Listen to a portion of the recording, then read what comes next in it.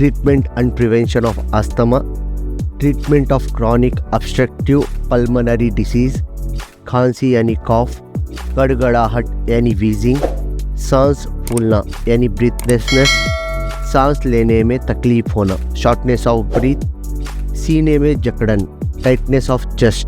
Product information.